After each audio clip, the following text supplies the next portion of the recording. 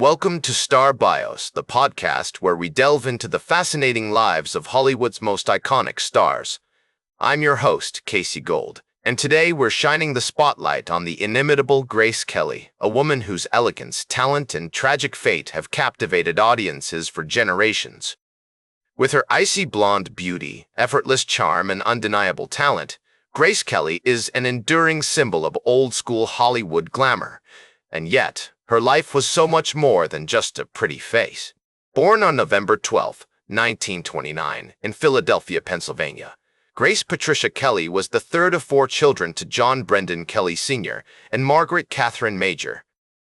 Her father, a self-made man who built a successful bricklaying business from scratch, was a dominant figure in the family, with a strong personality that would later influence Grace's own drive and determination.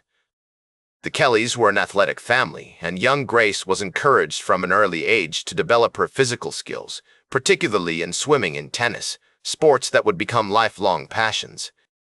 She spent hours practicing her backhand on the tennis courts of the Philadelphia Country Club, where her family held a membership, and swimming laps in the crystal-clear waters of the Jersey Shore, where they would often vacation.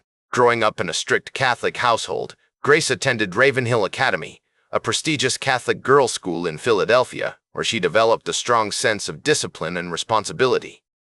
The imposing stone building, with its Gothic spires and manicured lawns, was a far cry from the humble brick homes of her father's childhood, but it provided a nurturing environment for young Grace to grow and learn.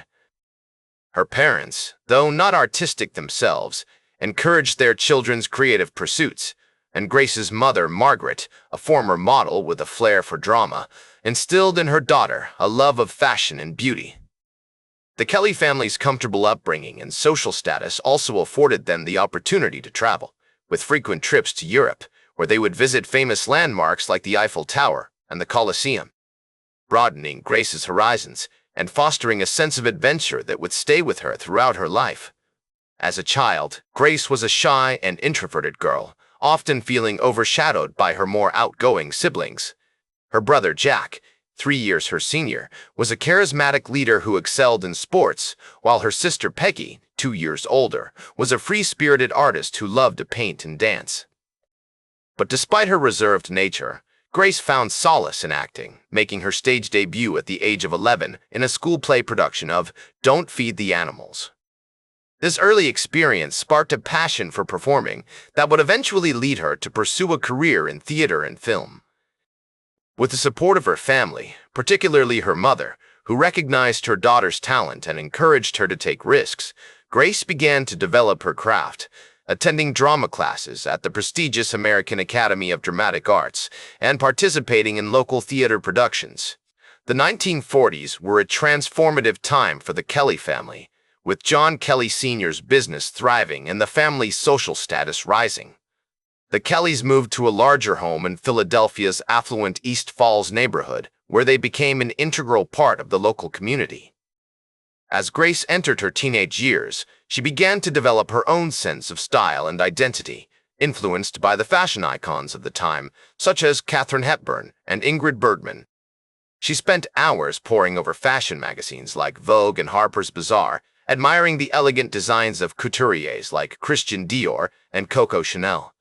Her parents, though traditional in their values, allowed her the freedom to explore her interests and pursue her passions, laying the foundation for the confident, determined woman she would become. They encouraged her to take risks, to try new things, and to push beyond her comfort zone. And as she navigated the complexities of adolescence, Grace began to develop a sense of purpose and direction, one that would ultimately lead her to the bright lights of Hollywood.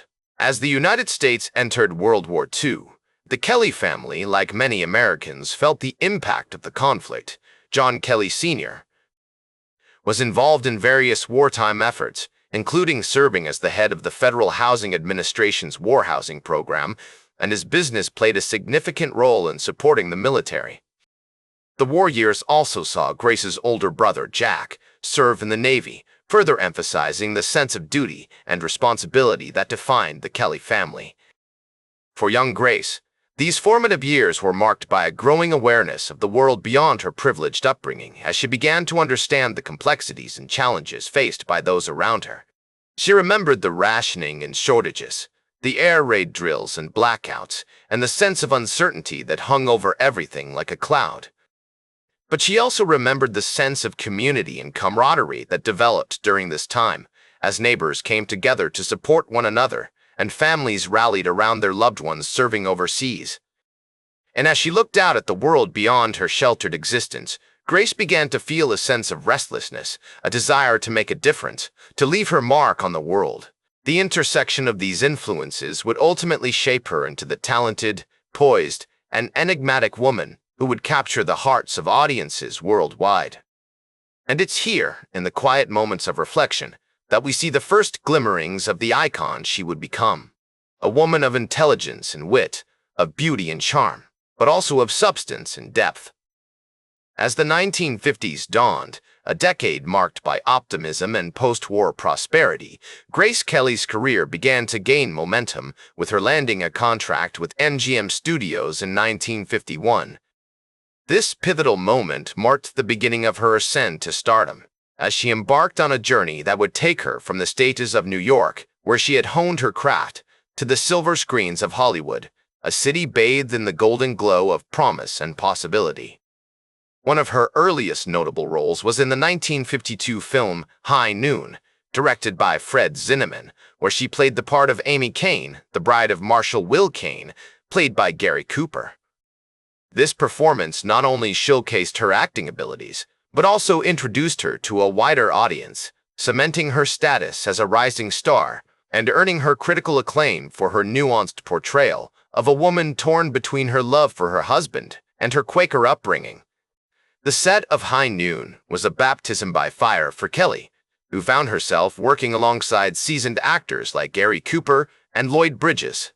She recalled the experience with fondness, noting how Cooper's gentle guidance helped her navigate the complexities of filming on location in Arizona.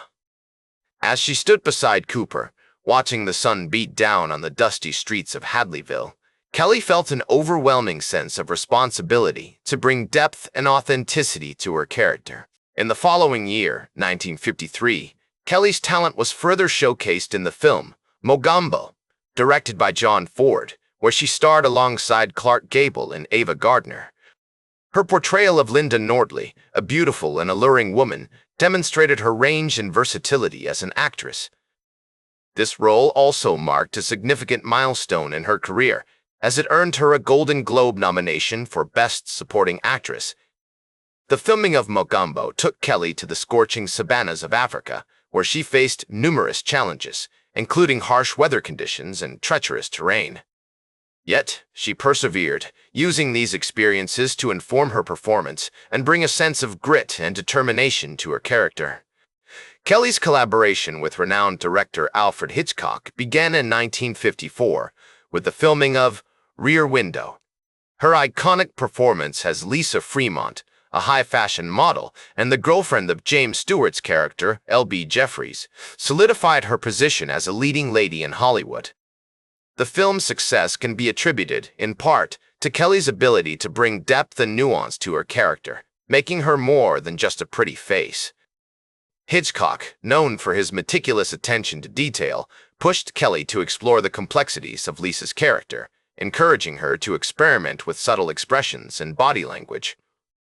As she worked alongside Stewart, Kelly developed a deep understanding of the character's psyche, bringing a sense of authenticity to the role that would become a hallmark of her performances. The same year, Kelly starred in Dial M for Murder, another Hitchcock classic, where she played the role of Margot Wendis, a wealthy socialite whose husband plots to murder her. This film not only showcased Kelly's acting prowess, but also highlighted her ability to convey a sense of vulnerability and determination. Her on-screen chemistry with co-star Ray Milland added to the tension and suspense that defined the movie. Hitchcock's mastery of suspense was evident in every scene, as Kelly found herself navigating a complex web of emotions, from fear to desperation. The experience left an indelible mark on her, as she began to appreciate the power of subtlety in acting, using restraint to convey the depths of human emotion. In 1954, Kelly also starred in The Country Girl, a drama film directed by George Seaton, where she played the role of Georgie Elgin, the wife of a washed-up actor, played by Bing Crosby. This performance earned her an Academy Award for Best Actress, solidifying her status as a talented and dedicated actress.